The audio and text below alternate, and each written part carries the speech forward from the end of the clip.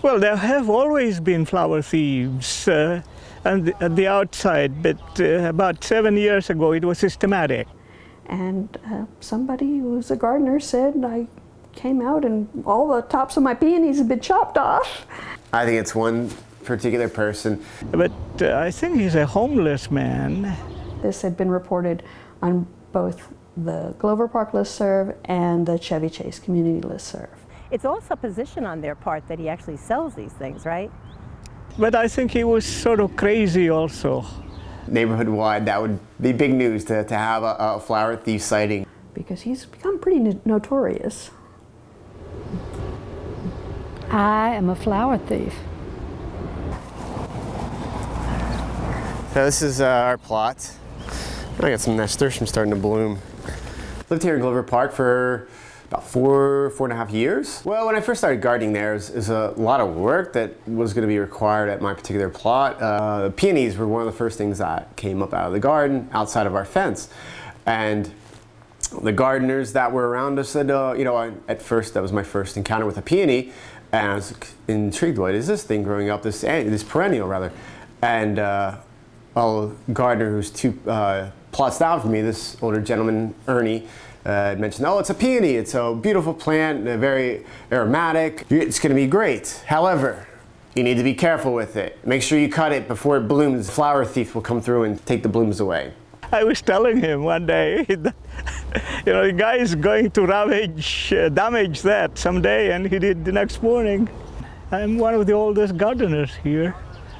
The thief would come around and gather all the peonies. He liked peonies, and he would clean up everything. He would even get inside the plots. He sells them, I think, to the sidewalk vendors at downtown. Yes, I'm sure. He's really scrounging for whatever cash he can get.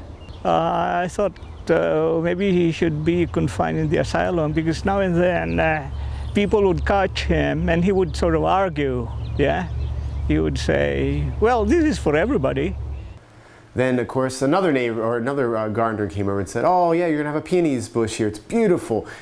But watch out, because a thief's going to come through and steal some. And then I'm like, a thief? Who's going to steal flowers, you know? I am a flower thief. I'm a new DC resident, but I've practiced my flower thievery elsewhere as well. Oh, I think it's a victimless crime. It, to me, is the best use of a flower that's deserted. I go to houses that are being torn down, or houses that have been empty for a long time, and if they have blooming flowers, I feel that it's a wonderful thing to take them and use them. But I watch, and when the bushes come into season or the flowers bloom, if I need flowers for my house, that's where I get them. Well, sure enough, we left it out one night, you know, and the next day we came down there and they were ripped off the stalk, you know. Didn't even have the decency to cut the stalks, but just ripped off.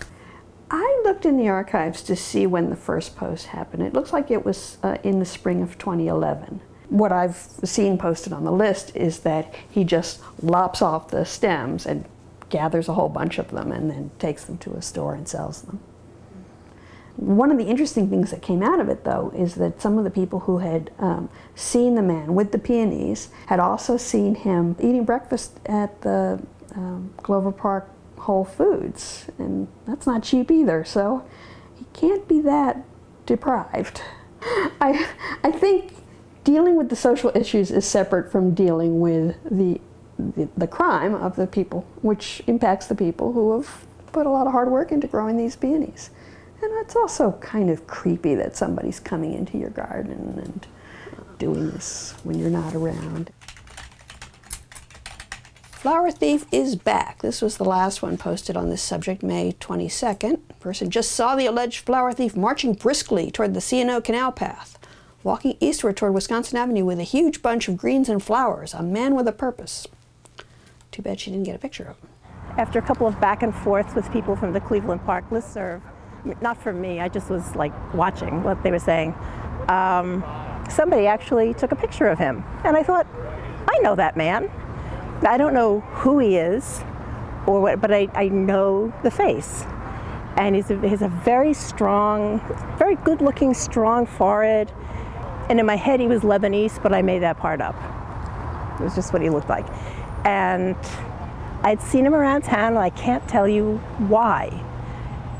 And then one day, maybe a month ago, I was down here early in the morning. Jeremiah and I were walking along the canal, and I saw a gentleman walking on the north side of the canal, and he had an armful of greens and white blossoms.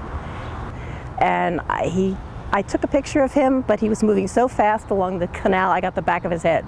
And that's the last I saw of him. I thought about following, just for sport, following to see where he went with the stuff, but I didn't do it.